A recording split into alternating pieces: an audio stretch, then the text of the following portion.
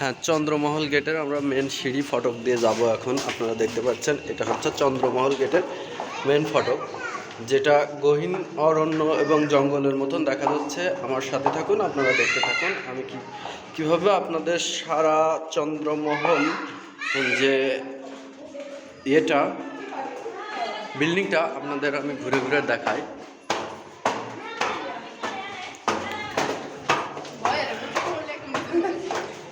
হ্যাঁ, আপনারা দেখতে পাচ্ছেন, আমার সামনে থাকুন, আমার সঙ্গে থাকুন। চন্দ্রমহলের যে মেন গেট প্রবেশ, এই যে চলে আসলাম, এটা চন্দ্রমহলের মূল গেট। হ্যাঁ, এটা মিনার, এটা চন্দ্রমহলের মিনার সম্ভবত। আমরা এই গেট থেকে এই গেট হয়ে আসলাম। আপনারা এখন আপনাদের ভেতর সাইডটা একটু দেখাই। ও আচ্ছা, গেটে আছে আমাদের আপামনি, উনি গেটের দায়িত্বে আছে সম্ভবত। চন্দ্রমহলে অনেক কিছু রাখা আছে, যেটা দেখেন আপনাদেরকে দেখাই।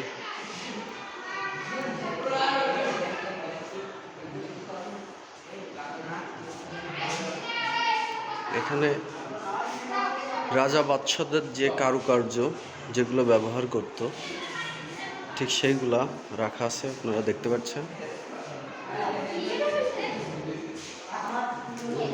দয়া করে দেওয়ালের বক্সে কিছু লিখবেন না।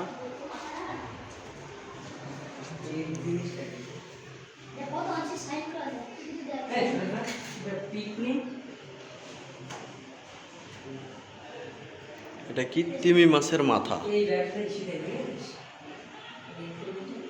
এগুলো ব্যাড।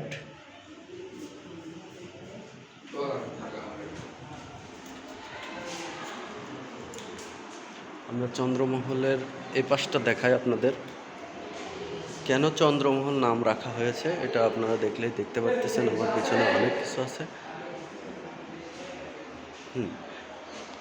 যেটা পূর্ব বাংলা টাকার নোট, দেখেন আমি আপনাদের দেখাই। পূর্ব বাংলা টাকা যেগুলো সব কিছু প্রাচীনতম,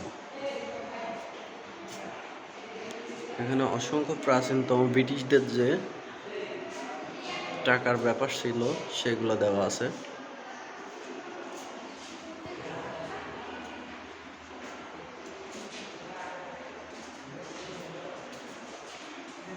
এখানে একটা চন্দ্রমহলের যে সংখ্যাগরিষ্ঠ লঘু, তাদের পরিচিতি সব মুখ হয়তো ভালোভাবে বোঝা যাচ্ছে না। দাদা, পরদাদা, তার দাদা, তার যে সমস্ত কিছু আছে।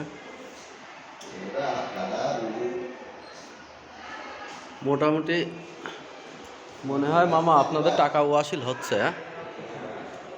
চন্দ্রমহল।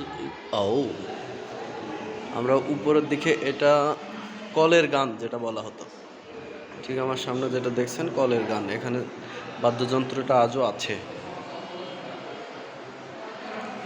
এটা চন্দ্রমহলের দোতলার গেট, অবশ্য বন্ধ রাখা আছে, উপরে ওঠা নিষেধ লেখা আছে।